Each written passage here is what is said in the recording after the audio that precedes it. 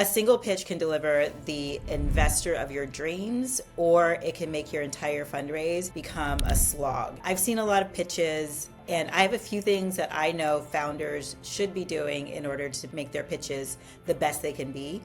I'm going to share those with you today, and you can go and make your pitches be great. First, you have to figure out who on your, list of dream investors actually wants to invest in that category and cares about the problem that you're trying to solve, and then really optimize for those people. And I think sometimes founders get caught up in wanting to talk to any investor, that they are not doing enough to hone their target in their target list so that they're actually talking to and spending time with the right investors versus just any old investor. It happens all the time, every day, that, a founder will reach out to me, with a pitch, and I will look at it and I'm like, this isn't something I invest in. Or maybe it is a category that I invest in, but the way that they're approaching it isn't something I care about. I want to meet the people who really believe in what I do, and then, try to make things align so that we can go down this road together.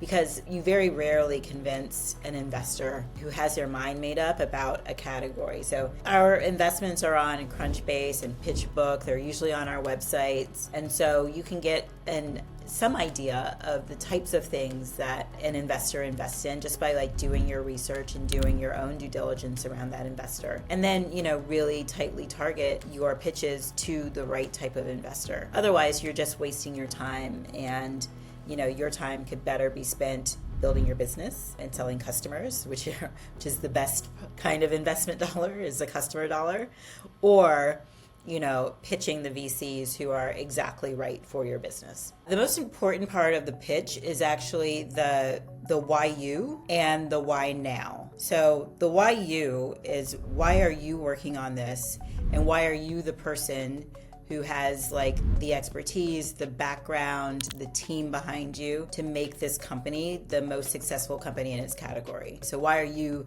the person who can do that? And then the why now, is there something happening in the world or in technology or with users that make this an imperative rather than a nice to have?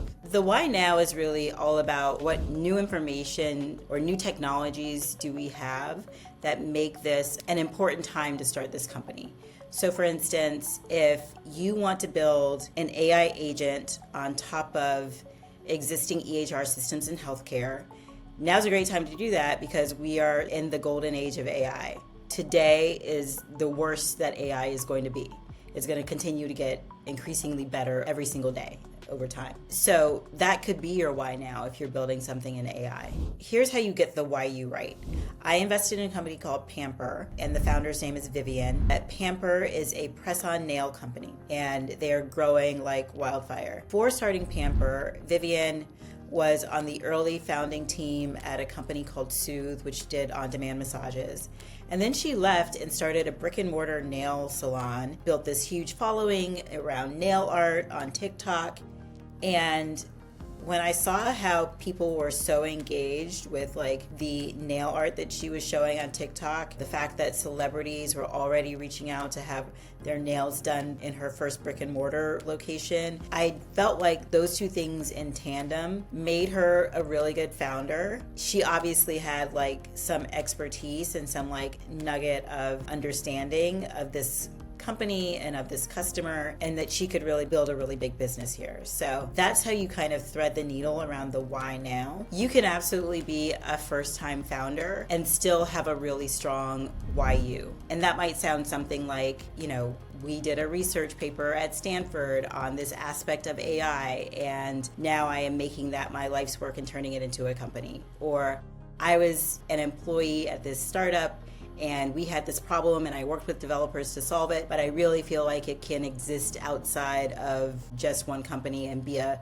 huge company on its own. There are a lot of ways to get to the why you, even if you are a first-time founder. So the why you and the why now are the two most important areas of your pitch. But then you also have to talk about the market size.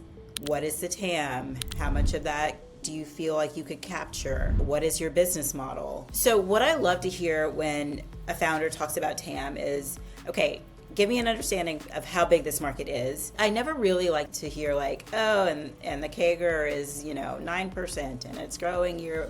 Like, I really want to hear a little bit more in depth of the story framed as the problem that the market has. And this market is big, but there is this big problem in the market. Companies are losing millions of dollars a year trying to solve this problem, but they have no way to solve it. And they're willing to spend money on software that will solve that problem. And we have built something that solves it. I really want the story of why this market is big, why it needs this product, how badly do they need that product. Here's my wedge into this big market. Ultimately, I hope that every single founder I talk to teaches me something, because founders are the closest to their business. So naturally, they should know the most about the company and about the customer and about the user and user behavior. When a founder can teach me something that is a new insight, I get really excited about that.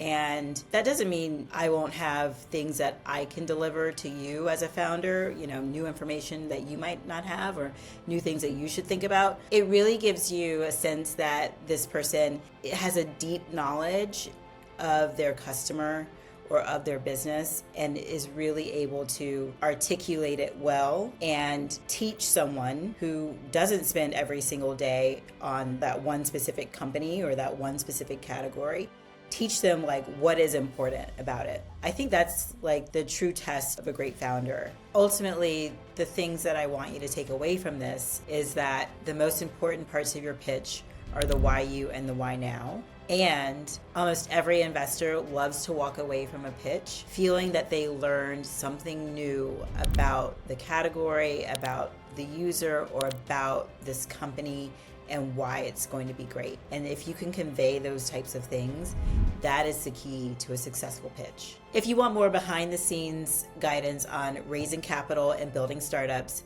subscribe and join for more.